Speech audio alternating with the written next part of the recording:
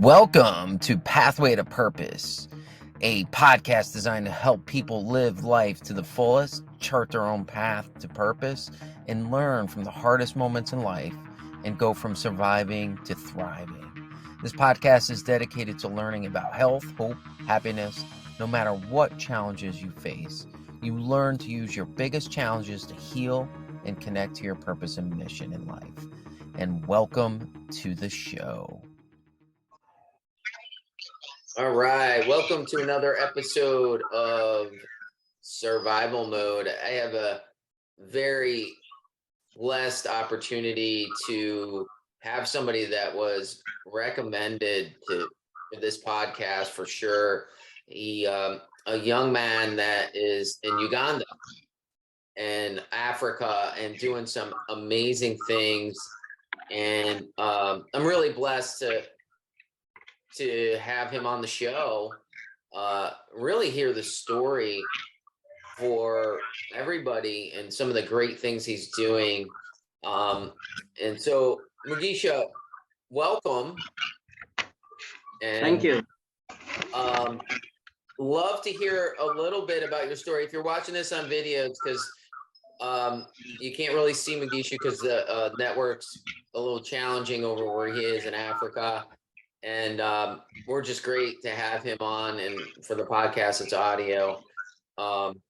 So tell us a little bit about your story. Like, how are you even doing, just a little bit about your background and how you are where you are right now. Yeah, thank you so much, Todd, for giving me this opportunity to share my story. Yeah, basically, I was born in the village of Mugisha in DRC, Congo. Yeah, majority of kids from my village did not go to school at all. I went to school in the morning, and in the afternoon, I followed mom to the garden to help with family chores. My mom taught me to carry cassava on my head from garden to home. After my work, I would sit in the summer breeze under a tree overlooking the hills. Mm-hmm. I dreamed of becoming a leader. That's because I wanted to change terrible things that were happening into my village. My father was a cattle keeper. Each day he set off to work. He grabbed his stuff in hands. He walked into the distance. One day my father returned, his head banging low. I have saved for decades, trying to shape for my kids a bright future. My properties should not be taken away. Those were the words of my father. Just as it had happened with others, all our cattle and everything we owned had been stolen by a marauding gang of thieves from the nearest town. My father explained how they shouted at him, "You illiterate farmer, you don't deserve to own anything except to dig in your gardens." They beat my father to the ground, rounded up the cattle, and disappeared over the hills. Wait, say that again. What happened to your father? They took all the cattle that he kept and then beat him on the ground, and they disappeared with the cattle on the hill. Wow. And this is in Congo, if I'm hearing that correctly? Yeah, that's in Congo, back in Congo. Okay, where is Congo for people that may not understand where that is? Congo is in Central Africa, in the Great Lake Zone. Yeah.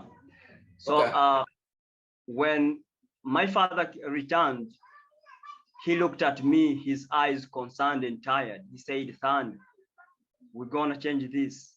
He said, "I'm gonna send you and your brother to school in the city. You must get educated to stop this stealing from happening to our village."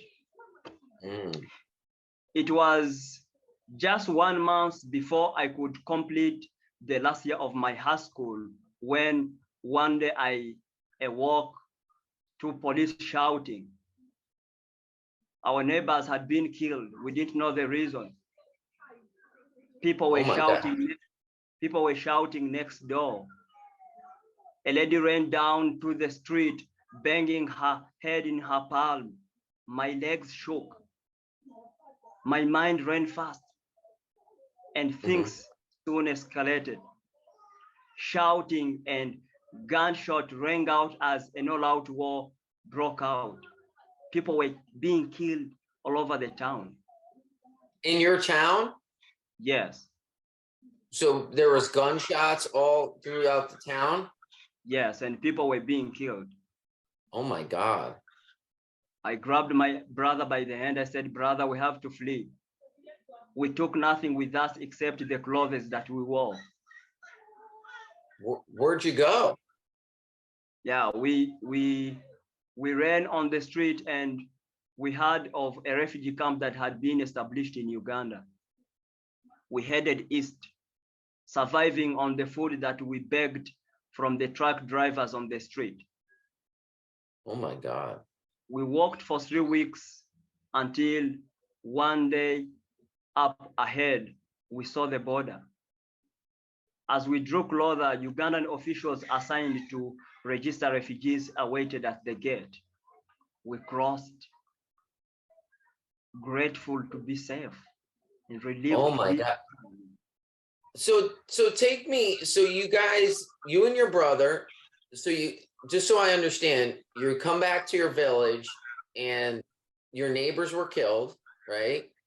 And you're hearing gunshots all throughout, right? The town.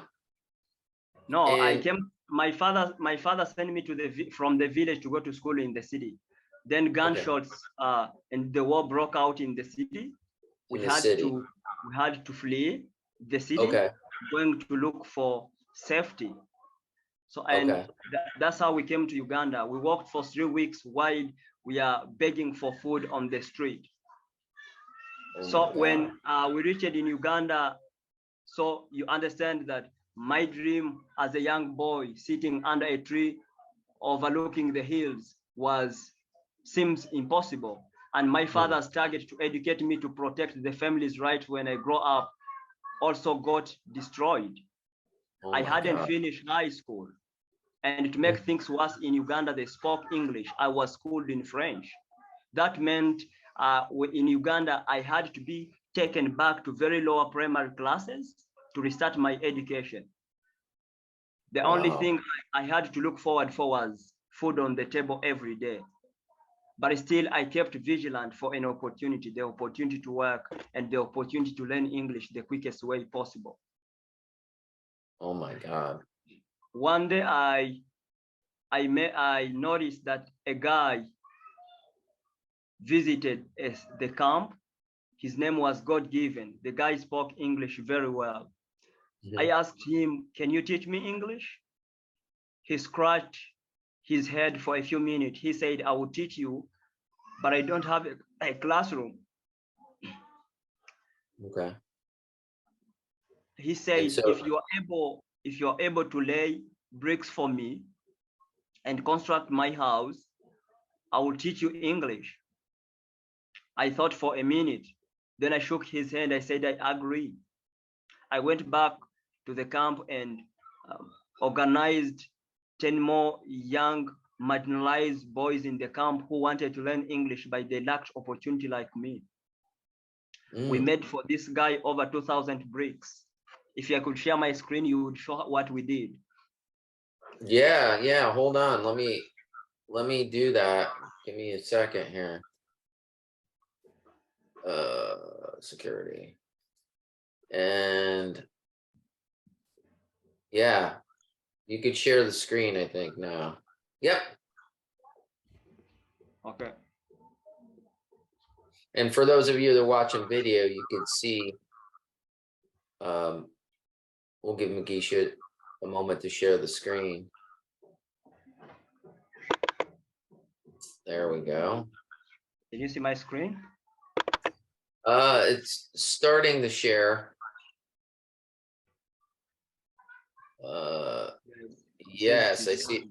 Yeah, I see the screen now. Yep. Okay. And so while you're doing that, Wow, this is so you brought some people from the camp to help lay the bricks, and he taught all of you guys English? Yeah. Let me try to open some slides here. Sure.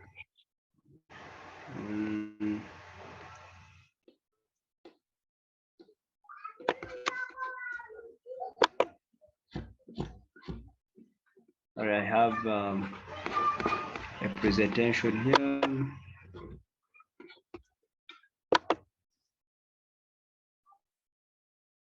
Just bear with us on the technical as far as we're connecting from Mugisha's in Africa at this moment, and such a amazing story so far for sure. Talk about surviving, you know. Yes. Food, shelter, and now is your brother doing this with you as well? Is he still? Yeah, like after this guy taught us English. Can you see my slides? I can, yes. Yep. Okay, this me. Can you see the picture? Yep. I do. Yeah, we see the picture. Okay. So this is what my mom taught me to do. To carry customer in my head. Yep.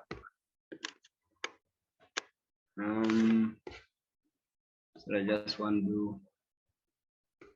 Yeah. See, this was the work of my father. So all these cattle were taken away by gang of thieves. Was in the city. This is us fleeing, taking nothing with us. So a guy told me if I'm able to do something like this that I'm doing here, and build his house, he could teach me English. So we did this and laid for him over 2,000 bricks. He built his house. You can see I'm working with some of the boys. Some of the boys that I collected from the camp had construction skills. We constructed his home, and then he took one room in his house and started teaching us English. So in just 3 months, I was able to speak English very well. And with that having the pen that I already had before, I said that I will never see any other refugee struggling the way I did. There are young refugees lacking opportunity to go to school. Many of the kids are on the street, can't go to any school. Others are getting stuck because they can't speak English and they don't have money to pay for any English training. Myself was sent away from the English training in the first 1 week, because I didn't have money to pay before I met the guy for whom we laid the bricks. So I started my own training, teaching refugees English for free so that they can be able to go to school earlier. And those who don't have opportunity for an education to get educated. I remember my first, you see, kids are like this on the street in the settlement, those who didn't go to school. This is how they looked like. Mm-hmm. Yeah. So the first class that I taught for kids, I taught kids English. It was under a mango tree. I didn't have any classrooms where I could teach them. But I said, I'm going to use any way possible that I teach them and I see them going to school. Wow. This is the first class that I did under a mango tree. I taught these kids under a mango tree. Wow. So let me back up for a second. I have a bunch of questions here. Yeah. So in the city that you fled from, right? Where was the threat coming from? What was it? Where were the threats? Who was creating the war? Just so to get a context. Yeah, basically, I could say that that we didn't know well, but I think it was a group of rebels that were fighting against the government, and they wanted to commit crimes so that the government could be blamed on it. Okay. So you understand that the civilians are the victims. So we have to run away to be safe. What happened to your parents? My parents that time were still back in the village, and that's why they are right now. Okay. Yeah. Back where home was for you. Yes. Okay. And now, do you communicate with them still? It is recently that I started communicating with them. I've not been in touch with them for over 6 years. Oh my God. Wow. So your brother and you like fled, barely eating, barely food. You found some person that spoke English and you guys laid bricks so that he taught you English because you needed to learn English in Uganda.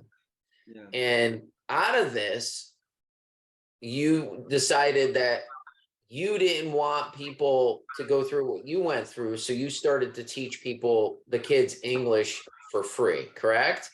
Yeah. Wow. So where are these kids coming from? Are they live there, or do you keep getting more kids coming from all different parts?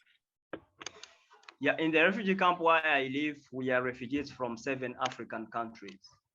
There are refugees from South Sudan, there are refugees from Somalia, there are refugees from Congo, where I came from, there are refugees from Burundi, Rwanda, Eritrea, Ethiopia, and other parts of Africa. So we are a community of people from 7 African countries. So when the school is kind of a community that is mixed with kids from all over those 7 countries of Africa. And of course, they keep coming. Like recently, there have been a war in Congo, so still refugees come in, which makes even harder for us to provide the service. We are providing for the ones that are already affected, and others still come in. Oh, so more are coming, but it's hard for you to help them, right? Yeah. So where is everybody sleeping? Where's, like where do they just set up tents? Tell me, or are they staying with people in a camp? Tell me a little more about that. Yeah.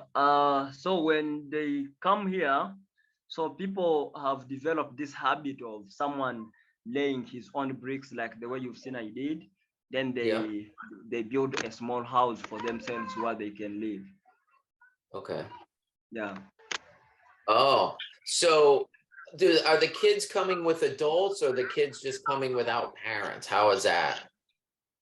Yeah, some of them have parents and others don't have. They just come by themselves. And what are their age range that you're working with? The ones I work with start from 4 to 17. Okay.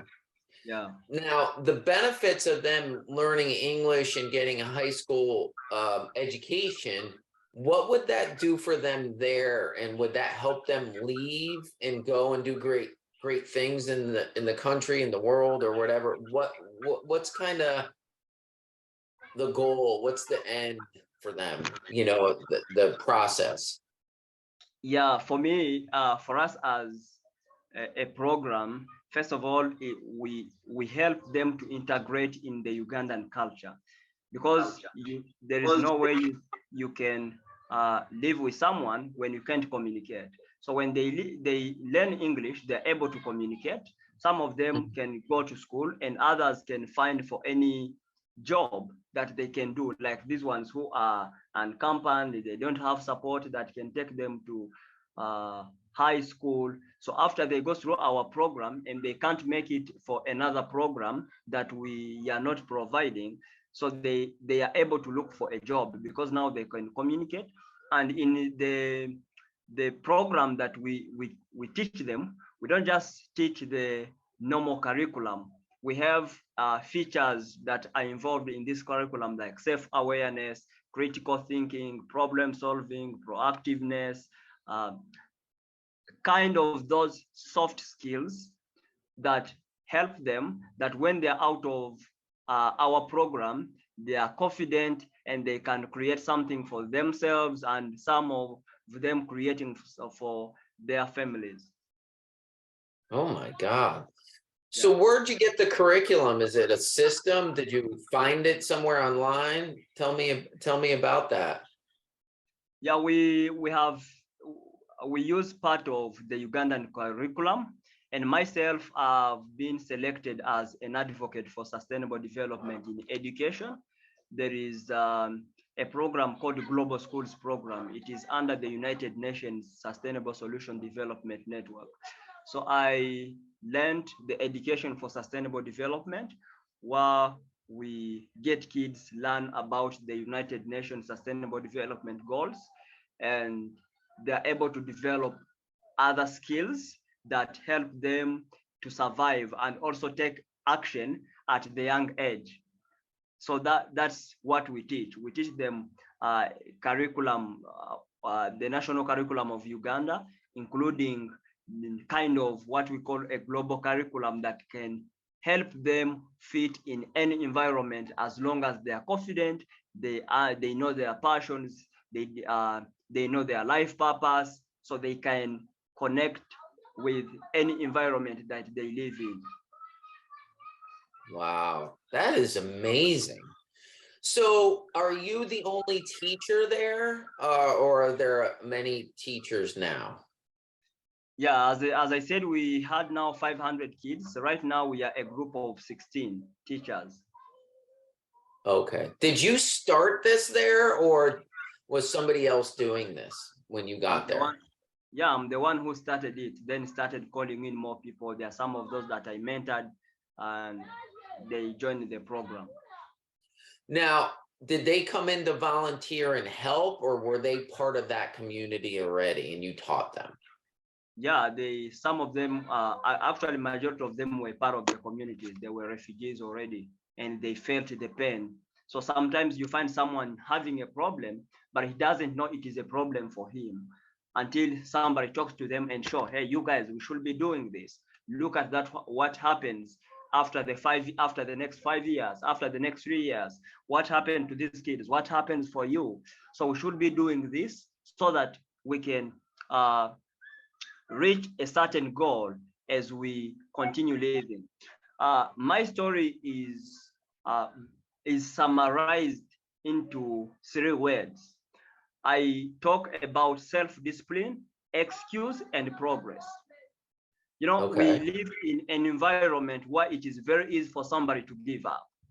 So it takes a very high rate of self-discipline, the one I call that doing what you're supposed to do, even if you feel like you can't do it. So it takes this discipline and stopping to make excuses and start making progress. In my case, I would say that, hey, you guys, I'm not doing anything because, you know, my father wanted me to defend for the rest of the people in our village. Now you see, I wasn't able to make it. Right now, you know, the environment that I'm in, I can't speak English. You know, all of those are excuses that couldn't help me make progress. But I started to discipline myself and start making progress. And that's the reason why I am who I am today. And I'm able to help others. I've even gone ahead and developed a few skills that we are developing a program that empowers families as a whole. Like the kids are empowered and their parents are empowered so that they can be able to generate income, like to develop income generating activities that support their families, and the kids are able to continue with their education and become who they want to become as they grow up. Wow. Unbelievable. So can you back up on the slides? I want to go through them a little bit. Can you back up on a couple of them? Let's go back to, all right, this was, yep, go forward now. The mud bricks we talked about, running away from the city. Yep. Okay. Yeah. Okay. Now you can move forward because I love the the story. So this is your first class here, right? Yeah, this is the first class that we had. Wow, this was the first class you taught, correct? Yeah, after the mango tree, we were looking for possible ways to get a classroom. Then we had this one as the first. Wow, unbelievable. Amazing, amazing. And what's this photo, the graduation of kids? If you could go back to that one, could you share a little bit about that? Is that the kids that are graduated high school? Yeah, these ones now have been empowered. They have all the capacities that they need to qualify for a high school in Uganda. So those ones already went to high school and they are performing very well. Wow. Yeah. Now, how long have you been doing this? Yeah, we started from 2016. That's when I started as an English training center. Then 2017, we turned it into a primary school program. Then 2018, 19, 2020, there was COVID. 2021, there was COVID. And last year, 2022, was the year we worked again. Okay. So when you started in 2016, how old were you? Yeah, I think, oh my God, 25. I should be like around 18. 18 years old. Yeah. You're teaching kids English, teaching them skills, teaching them all these qualities about self-discipline and some of the soft skills. And that's amazing. Yeah. So what inspired you to really do this? Yeah, one, I am passionate about education. My life is ideal when I'm helping somebody else achieve his goals as a result of the knowledge and skills that I gave him or her. So that's what inspires me a lot. When I see somebody doing great because of something that I taught him, I feel very happy and fulfilled. That's awesome. And at a young age, right? In our country, right, we're not, there's a lot of different things that we deal with that you don't even, like, you guys are just trying to survive, like food, water, right? Shelter. Is that correct? Yeah, it is. And what you try to do is help them to remove some of these excuses, right? Which are valid for sure, but to really start to see past them so that they could create better lives for themselves. Because without education, without understanding the language and certain skills, it's very difficult to survive, correct? Yeah, that's what we do. As you say, excuses are valid. Like, if I'm poor, I don't need to imagine that I'm poor. I know if I didn't get quality education, I don't need to be told. I'm not imagining that. I already know that I didn't get access to education, that I fled my country. Now I'm living in a new country that can speak the language that I was schooled in. That is the reality. So as I already know that, I have to choose to either build on the excuses, or I decide to say I can make progress.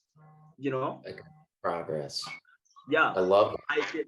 I can decide to say, okay, I can do this because I didn't have access to education. Maybe I didn't have care from my parents. Maybe the government policies, maybe anything else that can cause you not to do something. But I can also say that this is my reality. This is the experience that I've gone through. It is correct, but I make a decision. This is what I need, and I work upon it, and I start making progress. I love that. Start making Yeah, progress, and you start making and building upon progress, right? yeah, yeah. So let me ask you a couple questions because we had a conversation off screen. What are some of the barriers to making some of the small progress for the kids and for yourself at this point? Yeah, some of the barriers I that we've encountered include not having access to international communities, uh, NGOs, and foundations that can fund this program, and also like we can develop a sustainability plan, but there is no um, finances that can help us get started because I really think of making this program sustainable. So Mm-hmm. yeah, those are some of the barriers. We can develop a plan, but when it comes to getting the finances to get it started, to keep it financing itself, sometimes it becomes a barrier. So how are you currently getting financed now? Is it through donations, organizations? Yeah, like when it comes to constructions, we got a few well-wishers who did a fundraising campaign for us. They are architects from Germany. They did a fundraising campaign for us. Then we raised the money that helped us to build the classrooms and put in some seats that kids sit on when they are learning. Wow. Yeah. So a couple other barriers, right? Or is it lack of food too? Is that another barrier for you guys? The food, Yes. yeah, it's also another barrier among the big ones that we have because, of course, when the kids don't eat, most of the time they drop out and you find them begging on the street. Yeah, so it's another barrier, and that's why we are trying to see if we can do something about it. What kinds of things are you trying to do? Looking at farm, do you guys have farming out there? What are some of the things you're doing? Yeah, there are possibilities of doing farming so that we can, and also there is possibilities of buying some of the food and cook for the kids breakfast, the one that we did for the last couple of 6 weeks last year. So yeah, those are the things that are available when it comes to food. Okay. Now, in your current situation, is it challenging for you all to get food? Yeah, it's challenging as a group and as a community. As I told you before, every refugee in the community where I live received less than $5. It is 13,000 Ugandan shillings. It is less than five. That is the money that is supposed to use for your food, for your water, for your electricity, for anything that you need to use for a month. And that's just nothing. Oh my God. Wow. Wow. So I am like, this story is unbelievable. We hear stories over here in the United States, we see things on TV, we see things on YouTube, but you're living it and you're doing something about it, Yeah, which is amazing. And right now you're 25, correct? yeah, yeah. And you started this at 18, and through your own suffering and challenges, decided you wanted to help others. You didn't want people to go through what you and your brother went through. And I met you through an introduction on my last podcast. Craig, amazing guy, was working on helping your cause. And so how are you and Craig working together to help move this in a direction of sustainability? Yeah, basically I could say that we are still kind of in the planning phase. Yeah. We haven't done something tangible. We are still kind of exploring some ideas that can help. Yeah. Yeah. He's interested in helping with the food situation over there for sure. Yeah. That now, do you have a foundation or a donation link or something that could help if somebody wants to help support you guys financially? Yeah, that's the link that I think Craig is finishing setting it up today, and that we can share it around with the people who would like to donate. That is fantastic. And I will obviously in my video and podcast post put that link in the show notes for sure. So tell me, like, you shared so many amazing things and what you're doing and your mindset and what you're teaching these kids. What has been the key driver for success with helping these kids? What do you think keeps these kids going day to day? Yeah, for me, from my experience, I've encountered two types of mindset. There is this fixed mindset and the growth mindset. So what keeps these kids going is the mindset that I and my team use, the growth mindset.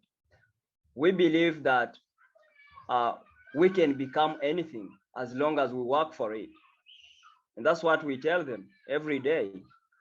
Like, I don't say I can't afford it, but I say, how can I afford it? Because that gives me possibilities to look for solutions in any way possible. Yeah, that's what motivates them. Like, whenever we meet, whenever we teach, whenever we tell them anything, we show them that whatever they want is possible as long as they are committed and self-disciplined, and also move according to their values, their passion, and what gives them happiness.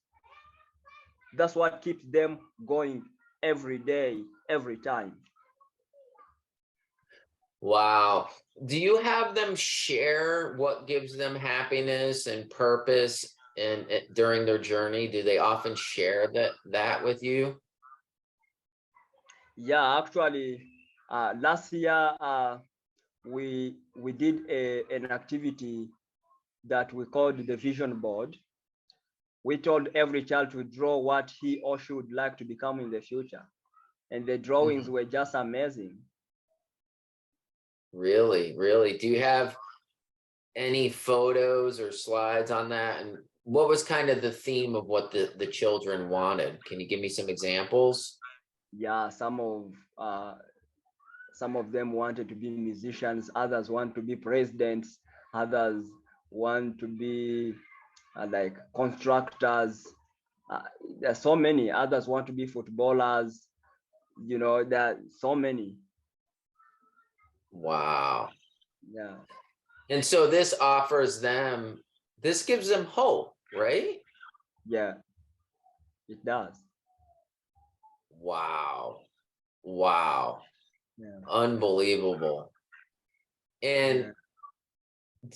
was there a specific student or specific event, you shared just a little while ago that you really love to see these kids grow and learn and do great things? Is there any specific story or particular child that sticks out for you that you've helped impact that made you feel like, wow, that's in your memory?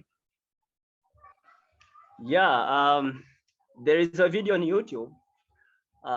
Some kids, when we were doing the graduation last year, they just came abruptly and said, we want to say a poem for you and for our parents.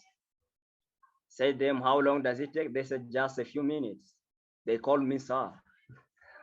Told them, okay, no problem. We gave them the microphones. They said a very powerful poem that they were talking about praising their parents, praising the teachers. So it's just amazing. Wow. And what I'd like to do is, before I post this, I'd like to put that YouTube link in the show notes so people could look at that. Now, some of these children have no parents, right? So, how do they fare as opposed to the kids that come with parents? How does that work out? Is there any, notice difference? How do you help support them? Like, tell me a little bit more about that. Yeah, for those who don't have parents, it becomes even hard for us. Yeah, so what we do, we get for them what we call the foster parents.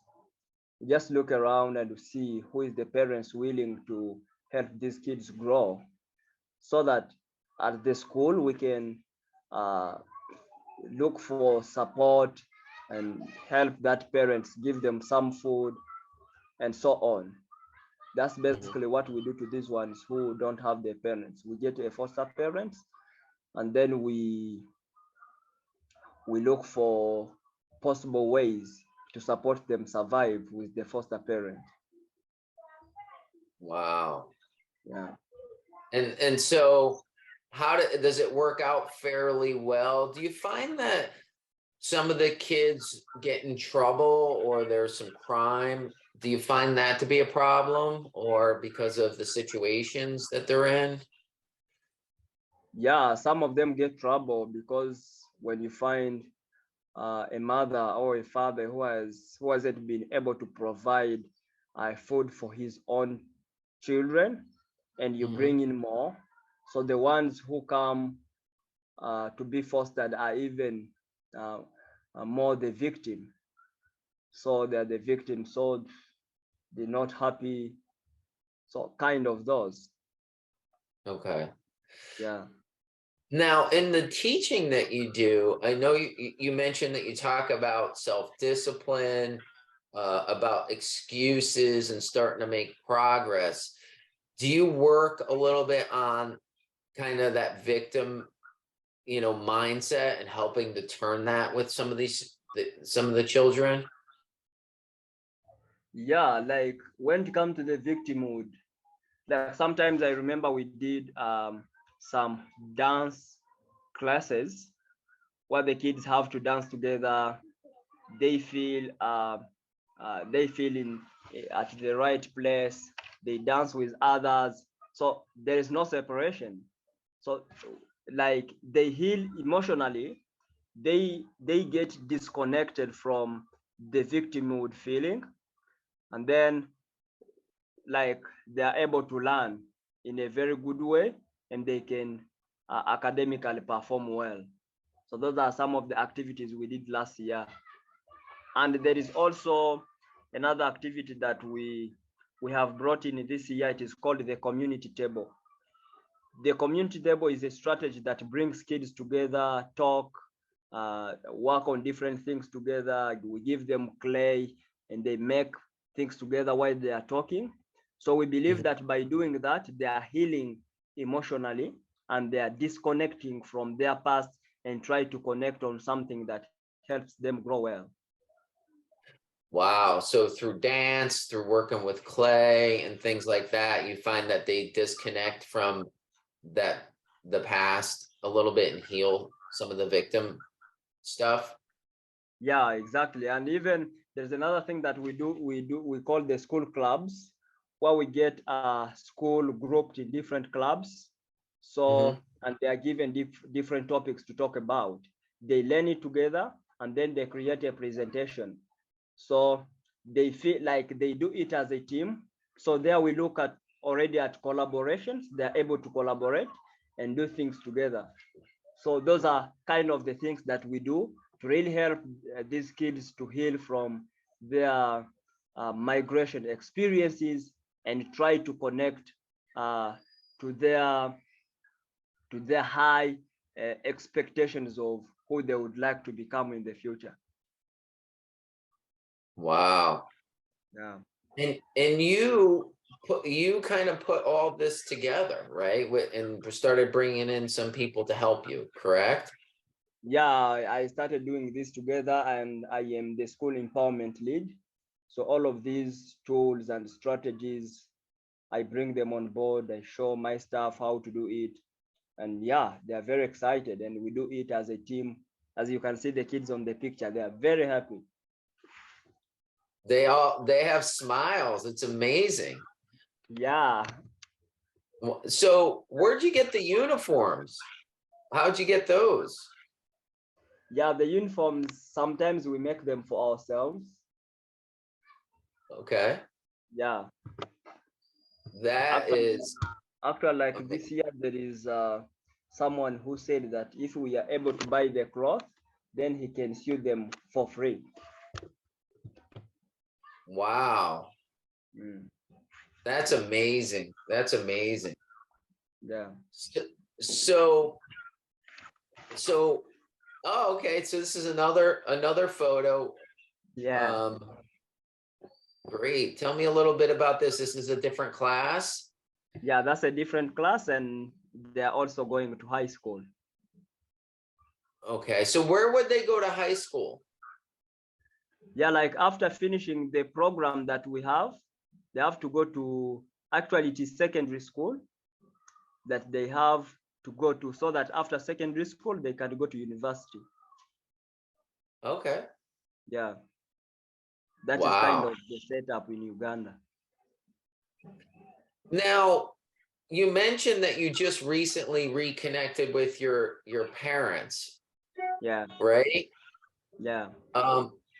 Tell me how that process came about. Was it difficult to connect with them? How, it's been a long time, right? Yeah, it was quite difficult. And I met a guy on Facebook, and I realized that he's a guy we were going to school together. He was my classmate. So I asked him, man, where are you? He said, are you still alive? And I said, of course, yes. Then I explained him everything we went through, and he cried tears like this. And he said, man, I have to help you talk to your parents because they don't believe you're still alive. Then he had to look for them. He met them, he told them about me. Then they didn't believe. So one day we met on the screen like this. He had a smartphone.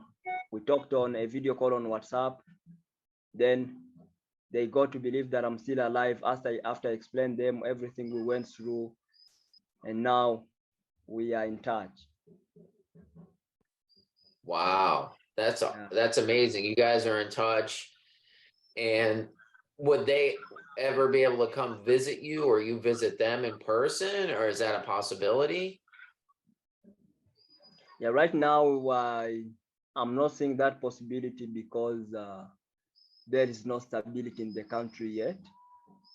So it is hard hard for me to go back. Okay. Gotcha.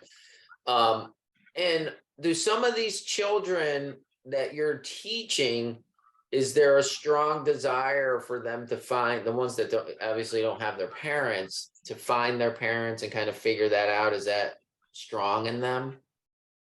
Yeah. Okay. Yeah. Do you guys have ways to help reunite them at all, or is there some process? These ones who don't have their parents? Yeah.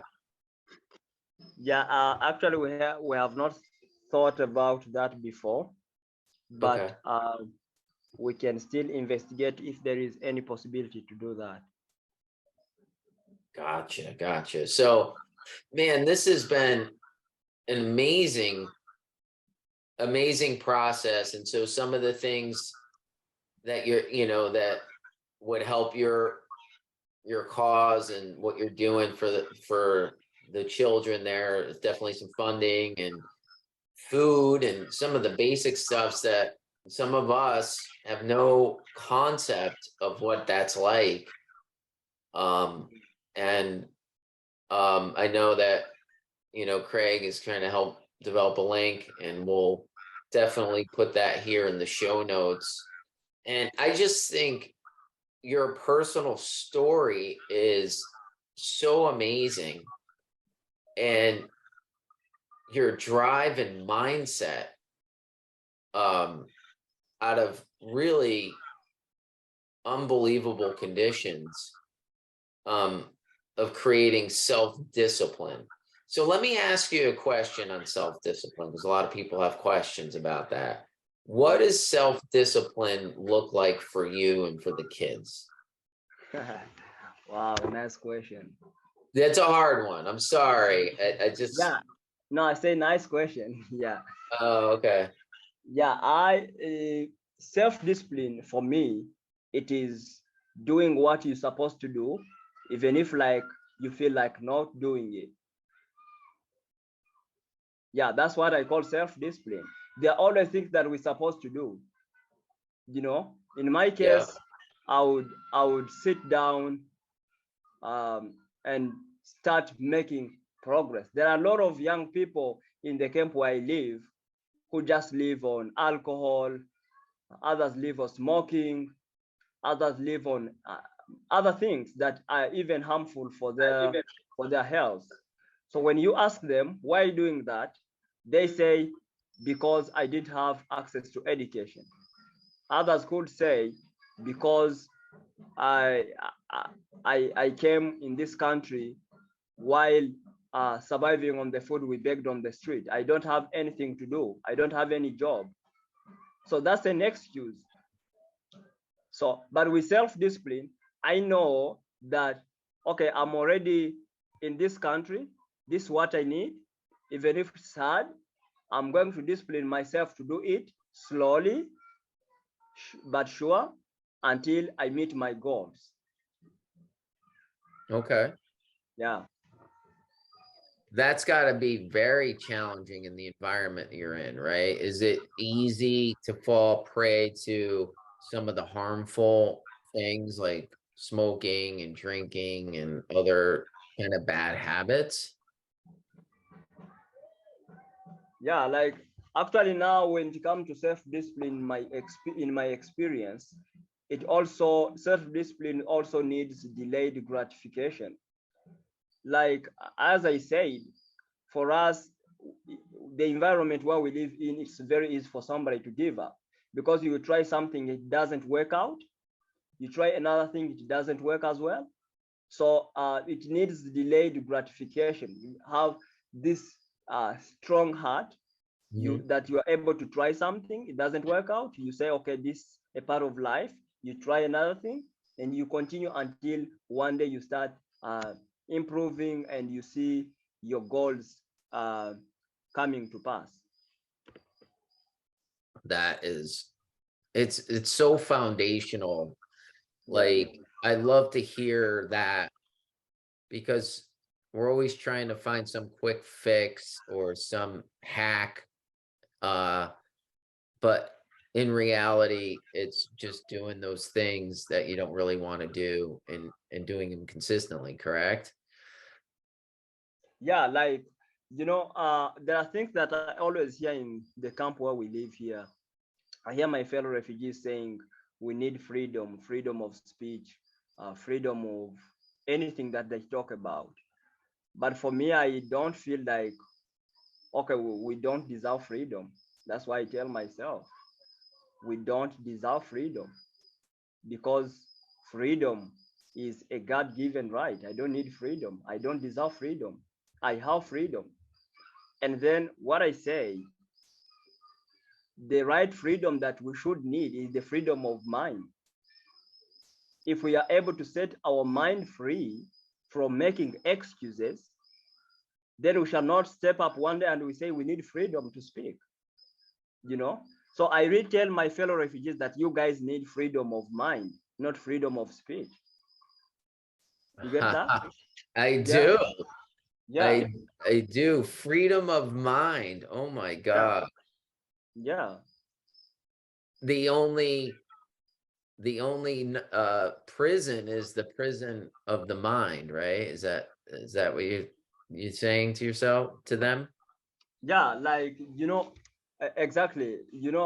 When I talked to Craig the first time, he told me that the attachment you have to your story will either make you or break you. Yeah. I have this terrible story, then I have negative emotional attachment to it, then it will definitely break me. But when I see this an experience that I've gone through, but I can be proactive enough and do something that makes me a better person, it is also another choice that I can make, Mm-hmm. Yeah, that's what I'm saying. Like, it is the freedom of mind that we need. That, okay, I've done this, it's a reality, this is valid, but this is what I need. I love it. And that's really my focus around in the podcast and how I help other people is looking at the story. Of course, there's some negative attachments, but there's so much learning in it. Exactly. And what you could do to move forward. And look what you've done, like in and of itself, through these unbelievable circumstances, right? You're at a young age to boot, right? Have created some hope for many kids and families and the ripple effect, and your mission is just pretty amazing, and your mindset for sure, and what you're teaching these kids, right? Now, let me ask you this, like, sometimes we say we teach the things we need to learn the most, right? Yeah. Do you find that to be true? Yeah, it is. Okay. Because there is this thing we call integrity. You can teach something, you can talk about, talking the talk is different from walking the walk. You can always talk about things, but you don't live them. And that's very terrible. So when the things that we teach is the things that we need to learn, that's true. That what we teach is the life that we should be showing. That's the life that we should display. When we say self-discipline, then it is definite that I have to show that I'm a guy who is self-disciplined in the terms of the way I do things, the way I talk to people, the way I live with others, the way I do my work, the way I set my goals, all that. Yeah. That is, it's fundamental, but we forget about that, right? Yeah. It's not that complicated, but our minds create that. Do you find that? Yeah, there is this thing of, I think there is ego. Sometimes there is ego inside. People feel you have very high self-esteem. You feel like you are higher than somebody else. When it's not true, you are just the same person. Yeah. So when you are able to understand that you are just the same person who has acquired a few skills that anybody else can also learn and be like you, so you don't need to boast. Yeah. Yeah, sometimes you go in front of people and saying I'm this kind of person, but you're still the same. You are a human being with the same mind, but who has learned something that somebody can also learn.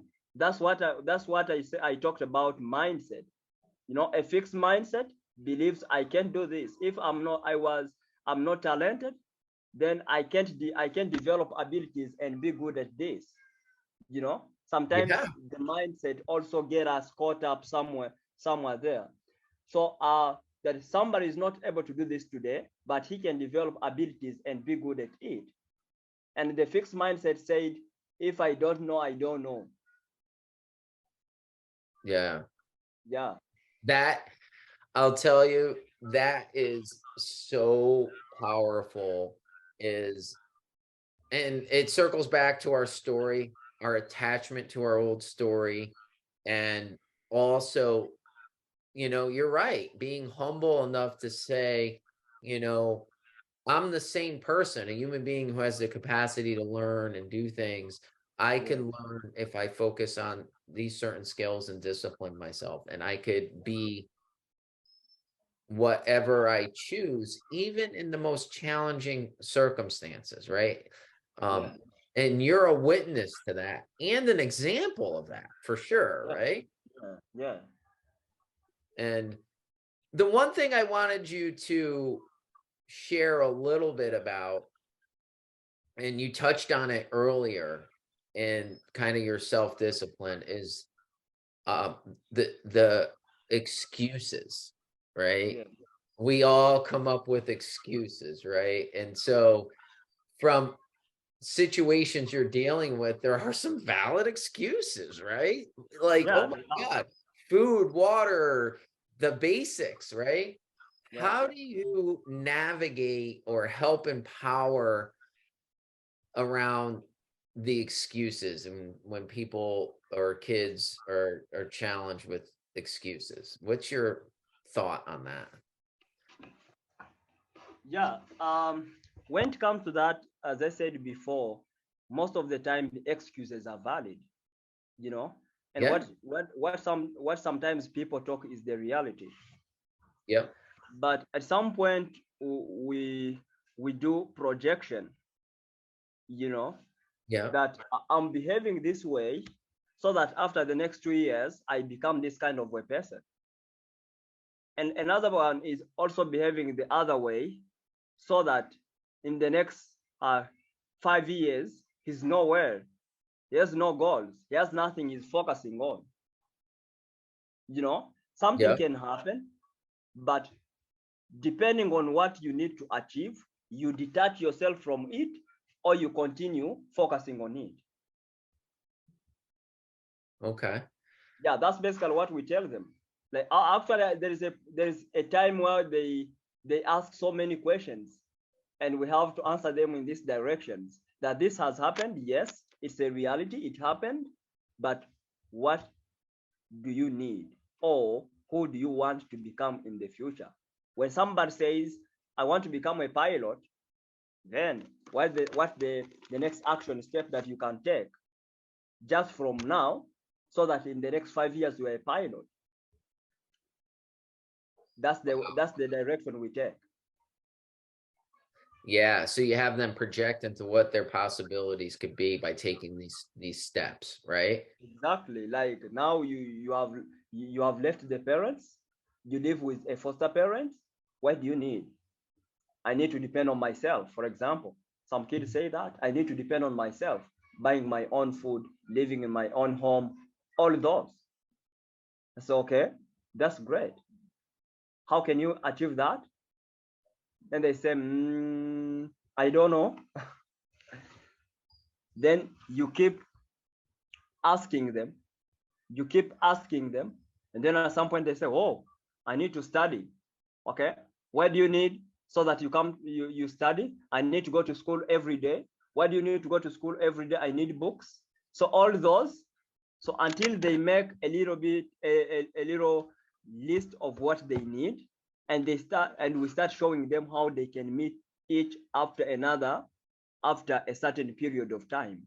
And that's the way that you find some of the kids are disconnecting from their past experiences, and then start connecting to what they would like to become in the future. And it is some of the reasons that you meet, many of them are very happy dancing, playing, saying poems, and doing whatever they can do. Wow. Yeah. Wow. That is amazing, the work that you're doing there. I'm blown away. Thank you. I'm blown away. Wow. And your mindset and what you're teaching these kids um is just amazing. It's just amazing. So I so appreciate you getting on a Zoom. I know, due to some network stuff that, we have some challenges. We shared this, which is so awesome. Um, so let me ask you, any final things you'd like to share, you'd like anybody to know? Yeah. For my community, so everybody who is here, who will hear this, I will tell them, please take action, and take action now. There is no savior who is coming. Don't wait someone to step up for you. Nobody will walk your walk. You have your own unique pathway that you need to walk through to reach your goals. You know, Yep. and it starts from taking small actions. Yeah, take action now. And for those in everywhere in the world who are willing to join us in terms of supporting this project any way possible, so please, you are most welcome, and we are happy to work with you. That is great. And of course, I'll get all the contact and ways that people could reach you, follow you, and support what you're doing out there, and sharing some of these successes along the way, which is awesome. Yeah. Um, Thank you so much for coming on. I know it's afternoon there, or is it evening there right now? Yes, evening. It's evening there, and thank you for coming on and sharing your story, um, what you're doing, and some real valid steps to making fundamental changes in your life, no matter where you are in this world and whatever is going on. What you're doing there with those kids and is an example of what we all can learn. Um, and and I appreciate you coming on. You're most welcome. Thank you so much as well for contacting me and having this chat together. Yeah, I hope to keep in chat and do many amazing things together. For sure. And I would like to keep my community updated as well. So I know your battery may be running low there. So Yeah, uh, thank you so much, Mugisha. you're welcome, Todd.